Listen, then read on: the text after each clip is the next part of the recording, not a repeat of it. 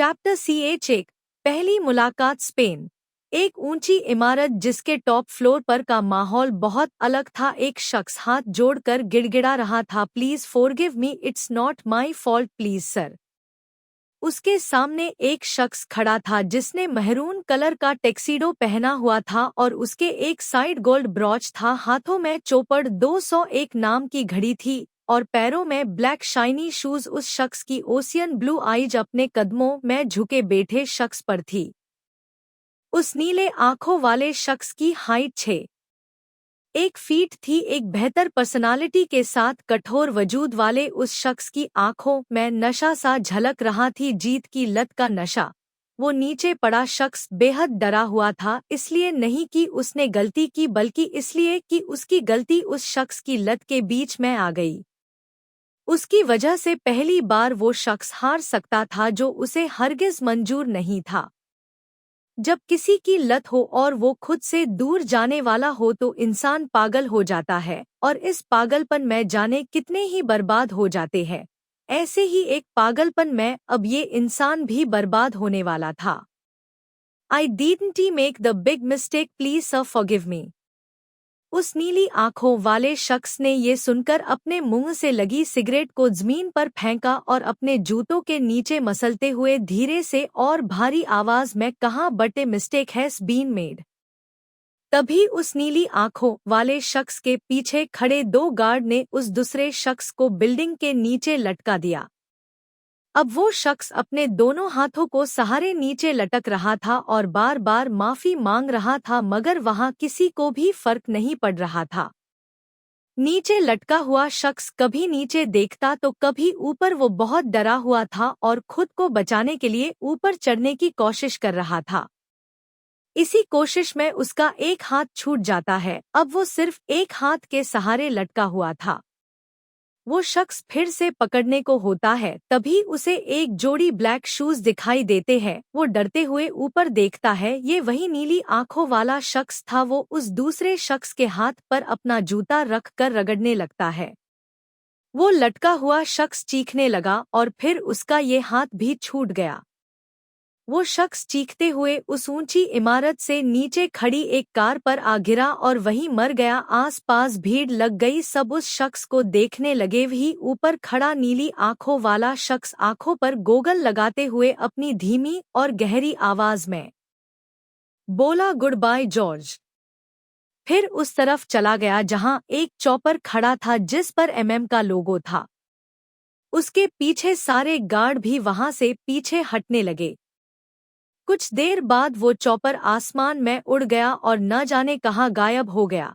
1 महीने बाद मुंबई सिटी, सुबह का वक्त, शिव मंदिर, शखनाद और घंटियों की आवाजों के बीच एक लड़की शिव की मूर्ति के सामने हाथ जोड़े खड़ी थी। रेड कलर के फ्रांक सूट में वो बहुत खूबसूरत लग रही थी। उसकी बड़ी बड़ी आंखें इस वक्त बंद थी, होठों पर एक प्यारी सी मुस्कान। कुछ देर बाद वो आंखें खोलकर शिव की मूर्ति को आखिरी बार देखा, फिर मंदिर से बाहर आ गई। अभी अभी मंदिर से बाहर आ रही थी, दूर खड़ा एक लड़का उस लड़की के पास आया और बोला, महिदी अब चले। हाँ चौल शुभ। ये थे माहिया दास और उनके छोटे भाई शुभम दास। मही एक मिडिल क्लास परिवार से आती थी। सीधी साधी और सादगी से भरी एक बंगाली लड़की थी वो। उसका भाई शुभ उसके बेटे की तरह था जिससे वो बहुत प्यार करती थी। शुभ और माही घर की तरफ ही आ रहे थे, तभी कई सारी ब्लैक कार ने आकर उन दोनों को घेर लिया। शुभ और माहिया हैरान और नासमझी से उन गाड़ियों को देख रही थी जो इसके आस-पास आकर रुकी थी। उन गाड़ियों की वजह से उन दोनों को जाने का रास्ता ब्लॉक हो गया था। कुछ देर बाद उन सभी कार में से कई सारे बाउंसर बाहर आए जिन्होंने वेल ट्रेंड और एक ही ड्रेस कोड की डिजाइन की हुई ड्रेस पहनी थी। देखकर ही ये पता लगाया जा सकता था कि ये लोग मामूली तो बिल्कुल नहीं है या फिर उनकी सोच से भी ज्यादा अलग है। इनमें से एक बाउंसर ने मही को आकर पकड़ लिया और शुभ से अलग कर दिया। शुभ उस बाउंसर को ऐसा करता देख गुस्से से उसका हाथ मही के हाथरस छुड़ाने लगा और बोला, छोड़ो मेरी दी को, कौन हो तुम लोग? मगर उस बाउंसर के सामने शुभ की ताकत कुछ भी नहीं थी। जब शुभ को लगा कि वो माहिया को नहीं छोड़ रहा है तो उसने मारना शुरू कर दिया। तभी एक बाउंसर पीछे से आया और उसने शुभ को धक्का देकर उसके मुंह पर एक पंच मार दिया। ये देखकर माहिया चीख पड़ी। शुभ वो खुद को छुड़ाने की कोशिश करने लगी मगर बाउंसर ने उसे इतना कस कर पकड़ रखा था कि मही हिल तक नहीं पा रही थी। वो दूसरा बाउंसर शुभ को पीटने लगा और फिर एक मैसेज की ट्यून सुनकर वो रुक गया। उसने अपना फोन चेक किया और माहिया को पकड़े हुए बाउंसर को कुछ इशारा किया जिस पर उस बाउंसर ने उसका हाथ छोड़ दिया। माहिया जल्दी से शुभ के पास आ गई। उसको बहुत चोट आई थी। माहिया ने उसे अच्छे से पकड़ा और उसकी चोट को देखने लगी। शुभ भी अब तक संभल चुका था।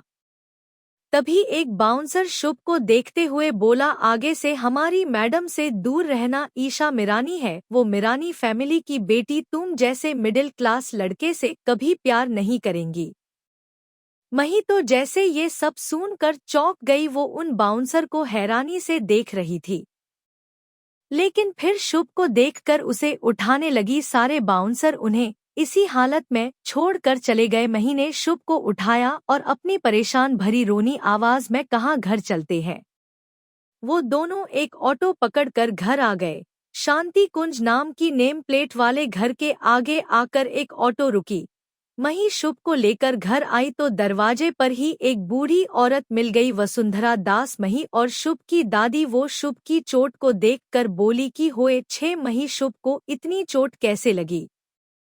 उनकी बात सुनकर मही और शुभ एक दूसरे को देखने लगे। फिर मही बोली, कुछ नहीं दादी माँ, वो शुभ मंदिर की सीढ़ियों से फिसल गया था। मही की बात सुनकर दादी शुभ से बोलो, ठीक से चला करो बेटा, ध्यान कहाँ रखते हो अपना। इस पर शुभ हाँ, मैं सिर हिलाते हुए बोला, जी दादी, ख्याल रखूंगा। दादी उन दोनों को घर के अंदर लेकर आई और तभी शुभ से बोली, तू जाकर आराम कर, मैं फर्स्ट एड बॉक्स लेकर आती हूँ। शुभ अपने कमरे में बैठा था और मही उसके पास बैठी उसके चोटों पर मरहम लगा रही थी। कुछ देर बाद उसने फर्स्ट एड को बेड के दूसरी तरफ रखा। फिर एक गहरी सांस लेकर वो उससे बोली, मुझे सच बताओ शुभ, वो लोग तुम्हारे पास क्यों आए थे। शुभ ने बेप्सी से अपनी बहन को देखा और कहा, मैं ईशा मिरानी से प्यार करता हूँ दी। मुझे नहीं पता था कि वो भी मुझसे प्यार करती है, मगर आज। ये सब सुनकर मही सब समझ गई। उसने कुछ सोचा और कहा, शुभ कुछ वक्त कर लिए तुम ये सब भूल जाओ, तुम फिक्र मत करो, मैं दादू से बात करूंगी, वो और मैं हम दोनों जाएंगे ईशा के घर, शायद उन्हें कोई गलत फहमी हुई है। शुभ खुश होते हुए मही के गले लग गया और बोला, थैंक यू सो मच दी, मैं जानता था कि आप मुझे जरूर समझेंगी। मही ने प्यार से उसके बालों पर हाथ फेरा, फिर कहा, भालो, अच्छा अब तुम आराम करो, मैं दादी से पूछ के आती हूँ कि दादू कब आ रहे हैं। मही सीढ़ियों से नीचे आई जहाँ उसकी दादी बैठी थी। वो अपनी दादी से बोली, दादी दादू कोकन आशवे, दादी दादू कब आएंगे। दादी बोली, जानी न तुम्ही एता जानो, पता नहीं तुम तो जानती हो न, जब भी वहां जाते हैं जल्दी नहीं आते। अम्मा के बोलो, न आपनार कीछो गुरुत पूर्णो काच छीलो, तुम बताओ तुम्हें कुछ काम था। इस पर मही न मैं सिर हिलाकर बोली, न ठाकू माँ को जरूरी काज छीलो न। नहीं दादी, जरूरी काम नहीं था। अच्छा दादी, मैं बेकरी शॉप पर जा रही हूँ। उसकी दादी उसके सिर पर हाथ फिराते हुए बोली, ठीक है। बेकरी शॉप पर मही अकेली थी। वो कुछ बेक कर रही थी। तभी उसके पास एक सर्वेंट आता है और कहता है, मही मैडम। मही पीछे की तरफ मुड़ी और एक मुस्कुराहट के साथ बोली, जी कहिए। वो सर्वेंट बोला, मैडम आज शॉप बंद थी, हमें पता नहीं था, इसलिए हमने एक केक का ऑर्डर के लिया। इस पर मही बोली, तो क्या हुआ, केक बनाना है। इस पर वो बोली, नहीं मैम, केक बेक नहीं करना, वो तो देकर आना है। मैं जाने वाली थी मगर मुझे अर्जेंट हॉस्पिटल जाना है, मेरे बच्चे की तबीयत खराब हो गई है, तो क्या आप। मही उसकी बात सुनकर बोली, जी मैं दे आऊंगी, मगर आगे से याद रखना जिस दिन शॉप बंद हो उस दिन किसी का ऑर्डर मत लेना।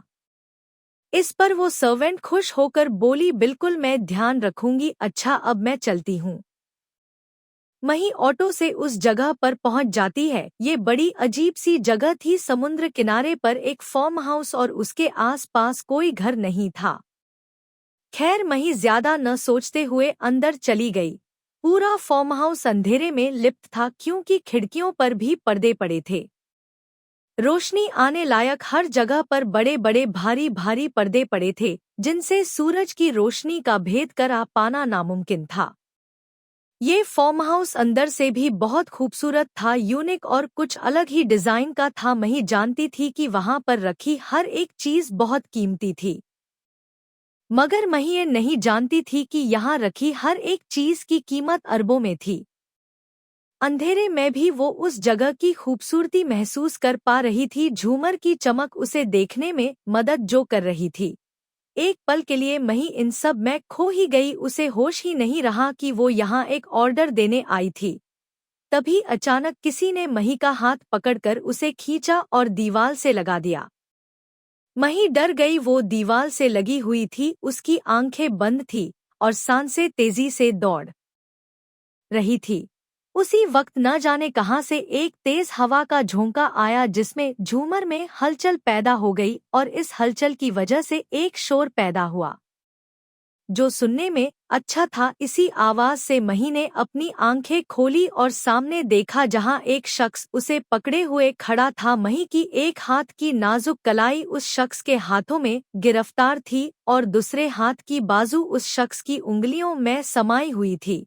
अंधेरे की वजह से सामने खड़े शख्स की मही को शक्ल नहीं दिखाई दे रही थी, मगर इतना जरूर उसे पता चल रहा था कि वो शख्स उससे बेहद लंबा है।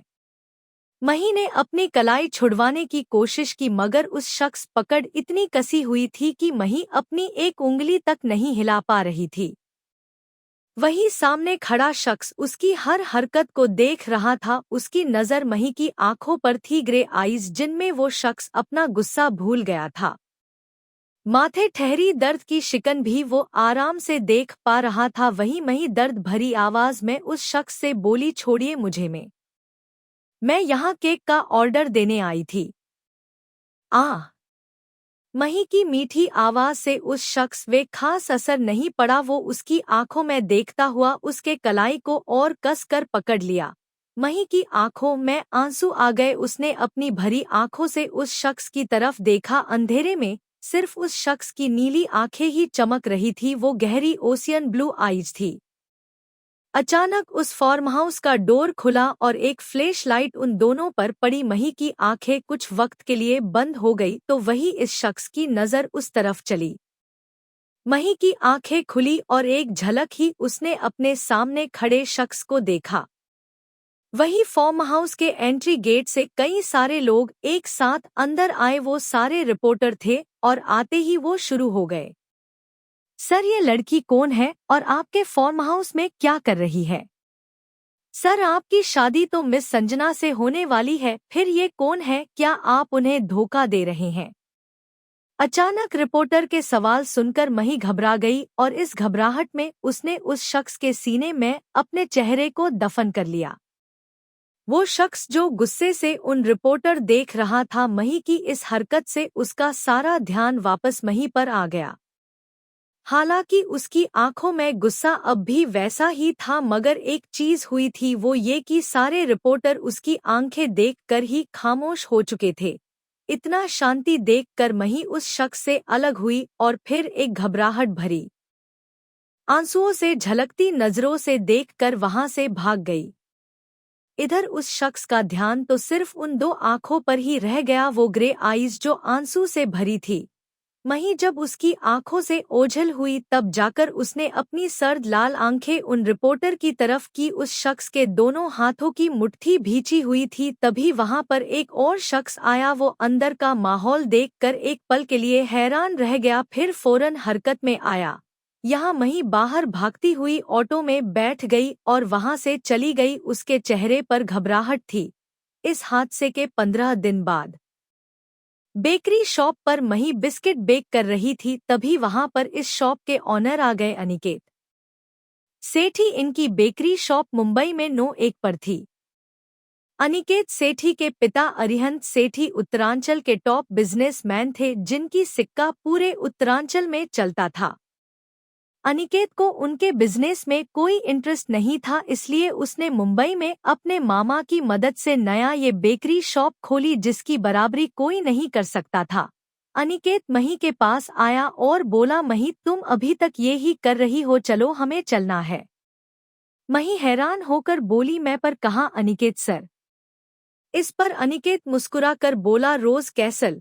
डियर फ्रेंड्स, ये मेरी न्यू नोवेल है, आई होप कि आपको पसंद आई होगी। अगर नोवेल पसंद आ रही है तो लाइक और कमेंट जरूर करें। Thank you.